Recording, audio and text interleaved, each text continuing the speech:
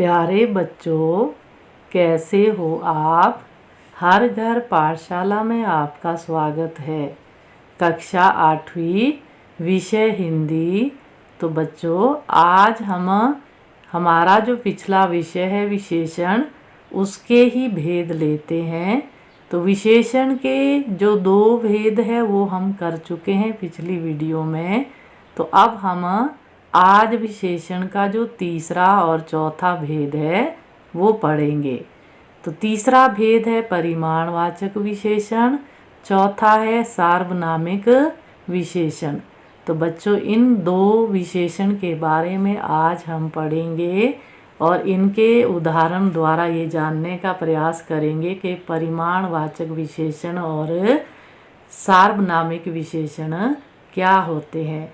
तो पहले बच्चों, तीसरा जो भेद है परिमाणवाचक विशेषण, तो कुछ चित्रों और कुछ वाक्यों के माध्यम से जानने का प्रयास करते हैं। अब देखो, सामने चित्र दिया है, सरसों का तेल है और उसकी जो मात्रा है या माप है वो भी बताया है कि 1 लीटर सरसों का तेल। तो सरसों के तेल का जो तोल है वह हमें पता चल रहा है। तो इसी तरह से अब हम अगला उदाहरण लेते हैं। 2 लीटर दूध। तो दूध है, तो दूध की मात्रा या उसका माप कितना है, वह 2 लीटर है।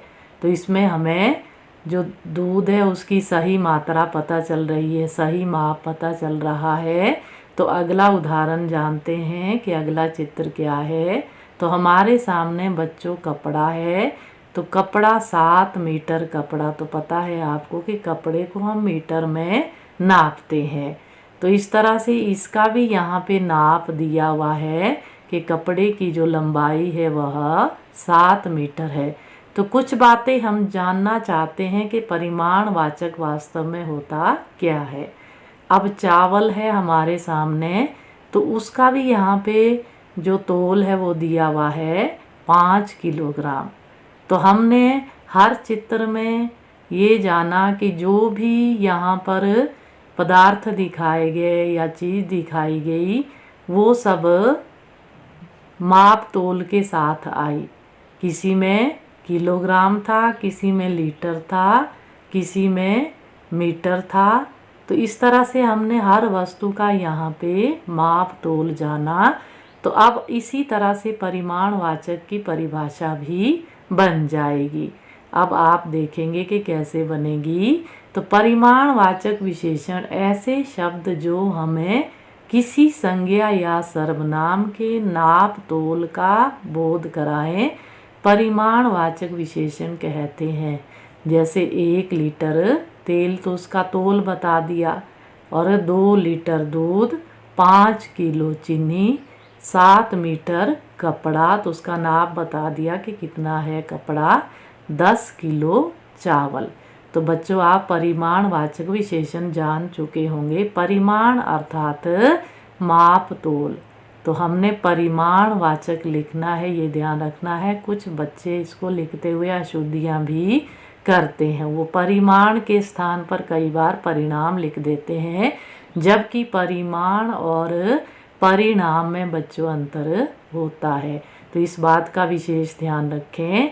परिमाण माप तोल होता है तो जहाँ हमें संज्ञा या सर्वनाम के नाप तोल या माप तोल का पता चलता है, तो वह परिमाणवाचक विशेषण होता है बच्चों। तो ये बात आपको समझ आ गई है कि परिमाणवाचक विशेषण किसे कहते हैं। तो ये विशेषण का हमने तीसरा भेद किया, जिसमें हमने चित्र के माध्यम से और उसके साथ लिखे गए उसके नाप तोल के माध्यम से परिमाणवाचक विशेषण के बारे में अच्छे से जाना, और आपको ये अच्छे से समझ भी आया होगा।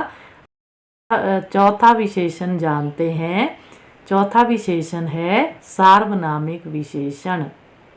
सार्वनामिक विशेषण के बारे में भी हम कुछ चित्र और वाक्यों के माध्यम से जानने का प्रयास करते हैं।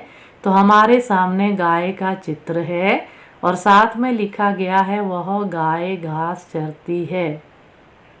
तो गाय आपको पता है कि संज्ञा है और वह आपको पता है सर्वनाम है। तो संज्ञा से पहले सर्वनाम आ रहा है। तो अब देखते हैं किस तरह से सार्वनामिक विशेषण की हम परिभाषा बनाते हैं इन वाक्यों के माध्यम से ही। अब आगे हमने चित्र लिया है, वह लड़का पढ़ता है। चित्र को देख के लिख दिया। तो वह आपको पता है सर्वनाम है, लड़का संज्ञा है। तो संज्ञा से पहले सर्वनाम आ रहा है। तो इसके बारे में भी जानते हैं कि ये कौन सा विशेषण होता है। तो अगला है, यह पुस्तक मेरी है। तो पुस्तक आपको पता है बच्चों संज्ञा है। तो संज्ञा से पहले यह सर्वनाम लगा है। तो इस तरह से हम उदाहरण जो दिए गए हैं तो उससे ही हम परिभाषा को निकालने जा रहे हैं। आपको उदाहरण इसलिए पहले चित्र के माध्यम से बताए जाते हैं ताकि आपको परिभाषा समझ आए। अब सार्वनामिक विशेषण, जो शब्द मूलतः सर्वनाम होते हैं किंतु संज्ञा से पूर्व प्रयुक्त होकर संज्ञा की विशेषता बताते हैं, उन्हें सार्वनामिक विशेषण कहते हैं। जैसे वह लड़का पढ़ता है, वह गाय घास चरती है, वह मेरी पेंसिल है। अब कहते जैसे यह वह लगाया है तो वो बच्चों सर्वनाम, तभी तो मैंने पढ़ाते हुए साथ में ये भी कहा कि संज्ञा कौन सा है, सर्वनाम कौन सा है। संज्ञा से पहले अगर सर्वनाम प्रयोग होता है तो फिर वह सार्वनामिक विशेषण कहलाता है। इस बात को बच्चों आपको याद रखना है और ध्यान से समझना भी है। तो उम्मीद करती हूँ कि ये तीसरा और चौथा विशेषण भी आपको समझ आया होगा। अब गृह कार्यों की ओर चलते हैं। तो सभी विद्यार्थी परिमाणवाचक और सार्वनामिक विशेषण के दो दो वाक्य अपनी कॉपी में सुंदर और साफ साफ लिखेंगे। तो बच्चों ये आपको तभी होमवर्क पूरा हो पाएगा अगर आप वीडियो को अच्छे से देखते हैं और उसे समझते हैं।